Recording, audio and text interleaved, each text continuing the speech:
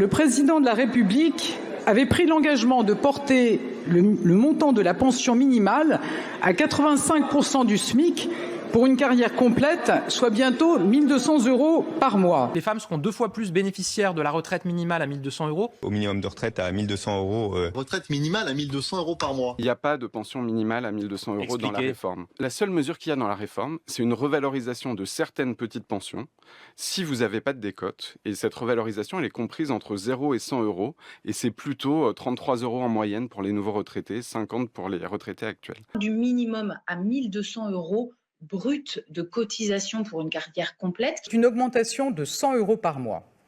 C'est près de 1 200 € par mois dès cette année. La retraite minimum à 1 200 €. Le minimum de pension que nous voulons porter à 1 200 €. Nous allons revaloriser dès le mois de septembre 2023 de 100 € par mois les retraites les plus basses pour atteindre ainsi près de 1 200 € par mois pour une carrière complète cotisée au SMIC. C'est quoi ce chiffre de 1 200 €? D'où il sort? C'est un objectif, c'est-à-dire compte tenu de la revalorisation de quelques dizaines d'euros par mois, une personne fictive qui aurait passé toute sa vie au SMIC à temps plein, on espère qu'elle se rapprocherait de 1 200 € qui est un objectif. On va augmenter de 100 € par mois. 100 € par mois, c'est pas négligeable quand on a justement 1 100, 1 200 € de revenus.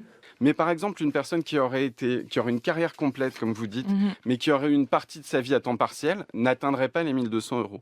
Il y a une vraie mesure de justice qui est d'augmenter de façon significative les plus faibles pensions dans notre pays. Donc si vous n'êtes pas à 1 100 €, vous n'atteignez pas les 1 200 €, c'est sûr.